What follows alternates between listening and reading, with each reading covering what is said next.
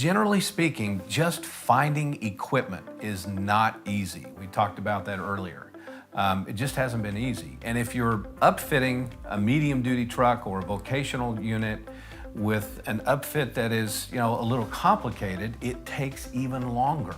Once you find the chassis, then you have to upfit the unit, and it takes longer. It depends on what the application is, but finding trucks and being able to get them quickly is a real challenge, no doubt about it. Kirk, it's funny, you mentioned the chassis. Something that we've noticed, there's definitely a dichotomy in the industry.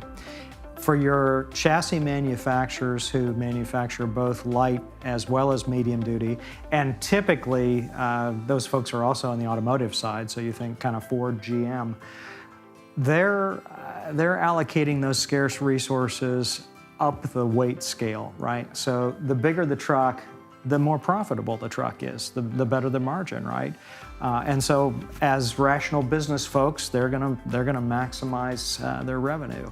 Well, the same thing is happening among the heavy truck manufacturers who also manufacture medium duty, right? Are diverting resources away from their medium duty equipment to their heavy duty equipment, which is exacerbating the challenge that you're talking about in terms of trying to find chassis. And so generally speaking, the lighter segments, the medium segments, the work truck, the vocational, tend to perform in pretty similar fashion.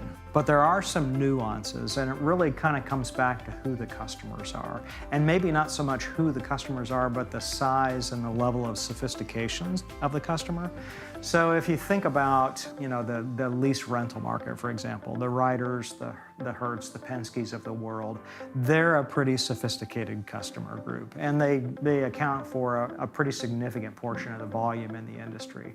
But so many of the customers in that space are small business owners. They might have one truck, they might have 5 trucks, they might have 10 trucks, and they think very differently about the industry and about how you purchase trucks, right? There's not a planned capital process, right? They go out in the morning, they're getting ready to go to a job site, they turn the key and the truck doesn't start. I either need service or I need a new truck. I'm not sure which it is. They're not saying I'm going to replace, 5% of my fleet every year or 10% or whatever the case may be. So you get the differences from that perspective. Unfortunately, those smaller customers are the ones who are really having a challenge right now, because they're going to go to the dealer and the dealer is going to say, look, this is what I've got, take it or leave it, or I don't even have anything. You're going to have to look at a different dealer or a different source. And then the other thing I think is just the segments that they play in. So we talked earlier about, the differences in the economy with the services and the goods portion, right? So if you're a service provider, business is probably not too bad for you right now. You're probably doing pretty good. Things might have slowed down, but whenever we talk about a slowdown, and even when we talk about recession, remember where we're coming from. This is the best economy that we have ever had. So we're slowing down from record level performance. Again, could it have been better? Yeah, probably. But is it bad? No, not by any stretch of the imagination.